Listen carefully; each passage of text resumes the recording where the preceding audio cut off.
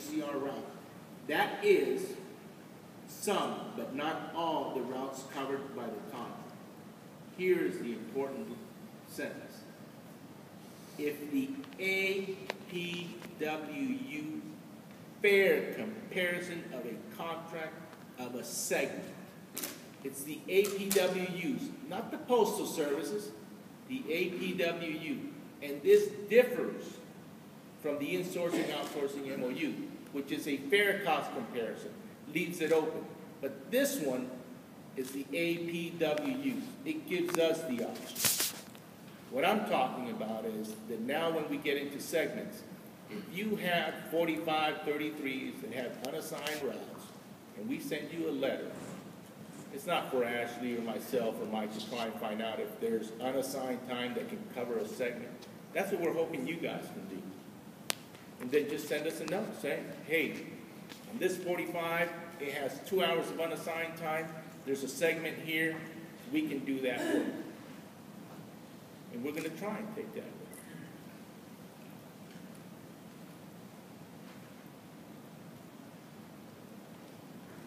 And again, sometimes you guys get upset on your step twos. So do we. This is kind of the way we're doing it. You see here, what the Postal Service essentially has been doing with us is paying us no more than lip service.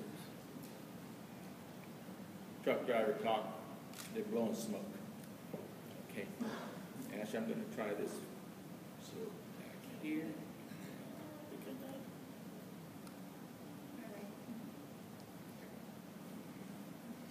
Okay, thanks. This is another HCR renewal. It was initiated on November 2002, claiming the U.S. Postal Service violated Article 32.2 and the MVS crafts MOU when they awarded HCRs regardless of the better value for PBS. In essence, what the Postal Service is doing, as they send us a statement of work or a statement of service, we do a cost comparison. You know, yesterday you saw in the class, those who attended the class, how Murley was showing you a cost comparison and how it was performed in the VMF. The cost comparisons when it comes to HCR renewals, we do those. Please don't frustrate yourself. Don't try it. Don't attempt it. I don't do them. The lovely Miss C does it. And there's a process for it. Okay? So she does it. But what the Postal Service is doing and why we filed this case was they're changing the PBS cost that we submit and adding a greater cost.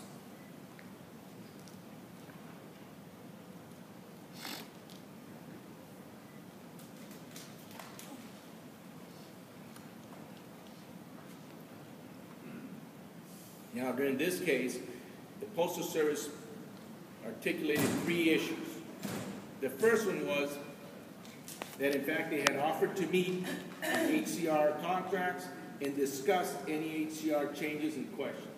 We're still waiting for that meeting. In fact, just before we left, we sent the Postal Service notice indicating that we still want to meet with them regarding these changes. At one point, the Postal Service started sending us correspondence on these HCR renewals, that they were trying to renew them as temporary contracts, emergency contracts, short-term contracts, so that they can meet the Article 32 requirement, okay? And these are the issues that they discussed and they're trying to set with us. Again, we've still yet to meet with them regarding those issues, even the last one that I had just earlier mentioned about the one-year contracts and then combining them and changing the numbers. It's an impossibility if this goes, and this is the big picture we want to paint to an arbitrator. It's impossible for us to be able to keep track of all these HCR renewals if they're combining work and now renaming them or renumbering. There's no way. Their process is flawed. There's, like I said, blowing smoke. Failure to bargain in good faith.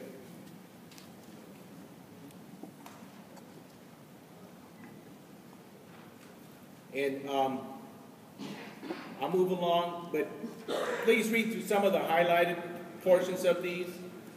Again, it'll definitely give you a perspective where we stand and the direction that we're taking. And right here, again, you're seeing what it involves in Article 32.2e and what the costs are, what they need to consider. It's one of the issues that we brought back and pushed back in the Postal Services. How did they arrive at a higher cost?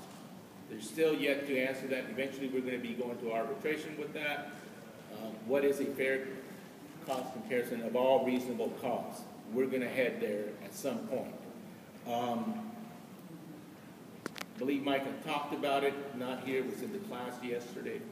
The Postal Service has given us several numbers. The numbers continue to change. In the Central Mass, we had one report. They gave us for the level 7 one figure, and for the level 8 another figure. The second report, they dropped the figure by about $1.10. So how are they getting there? In another case that's coming out of, I think it's out of Kenny's region, it's $98 for VMF cost and the employee.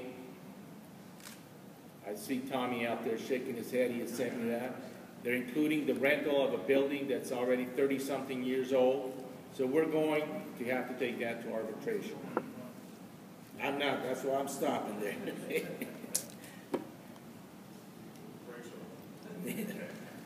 Thank you, Ken.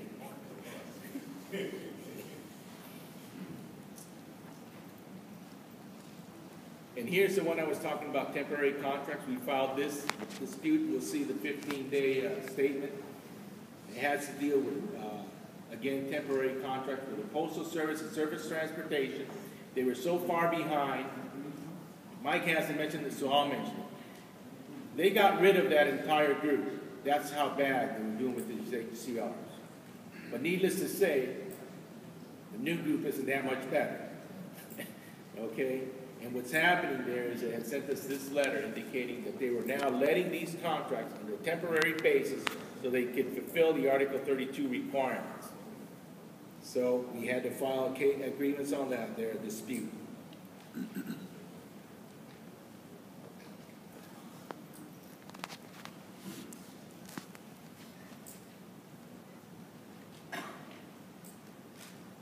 This is the exact language that he wrote on the letter that they sent us, if you see it right there.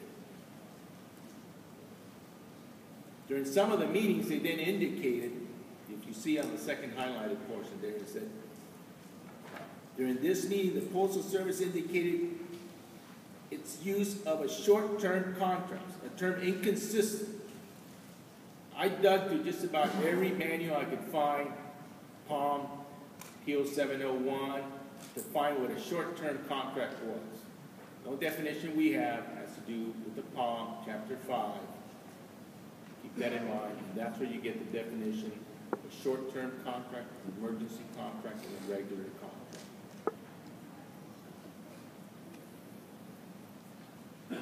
And again, we involved here in 32.2H. This is how the information will be furnished. You see, these are the contracts.